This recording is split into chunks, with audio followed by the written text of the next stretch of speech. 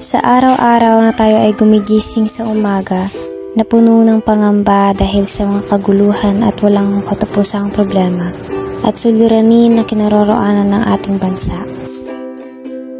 Beijing in the Spratly Islands. But at least two officials who spoke to the Inquirer said the source of the loud blasts was still being verified. The blasts on Sunday occurred a few hours after a sea encounter between the Philippine Navy and China Coast Guard. In a statement, Western Command Chief Vice Unti-unting nawawala ng kulay ang buhay at pumapawi sa ating mga ngiti. Oversupply.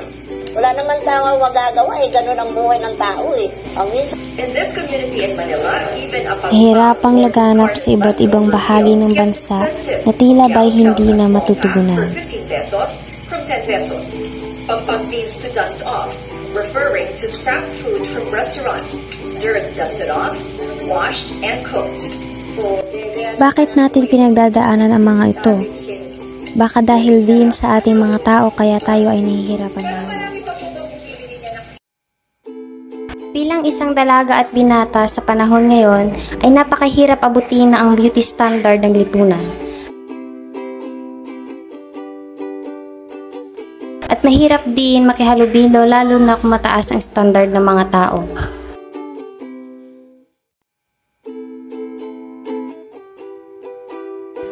Kaya't kasabay ng iyong pagtakbo ay ang pagtakas mo sa insecurity na iyong daladala.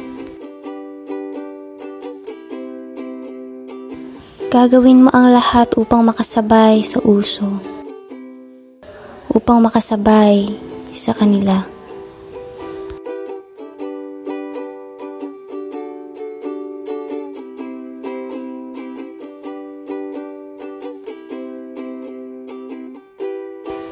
Na ang akala mo ay mapapawi nito ang iyong mga insecurities. Kaya paganda dito, paganda doon. Ayos dito, ayos doon. Just to meet their standard. Ngunit ang totoo ay hindi ito ang solusyon.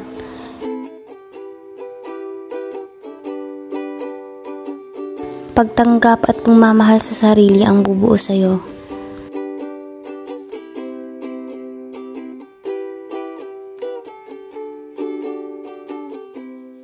Hanggang kailan tayo magtitiis?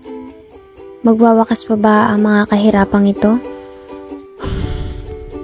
Bakit kasi kailangan maging ganito kagulo? Kung pwede namang magkaisa at magtulungan sa lahat ng oras. Magkaisa nang sa ganon ay tayo ay magkaunawaan. Kung pwede at kaya mo naman magbigay ng tulong, magbigay sa klolo ka. Kahit sa anong paraan, ikaw ay magiging isang malaking tulong para sa iyong kapwa. Malaking man o maliit na tulong ay hindi pa rin ito mapapantayan ang ginhawang na ibigay mo sa kanila. Matuto rin tayong tanggapin at mahalin ang ating sarili. Tayo ay may kanya-kanyang angking ganda.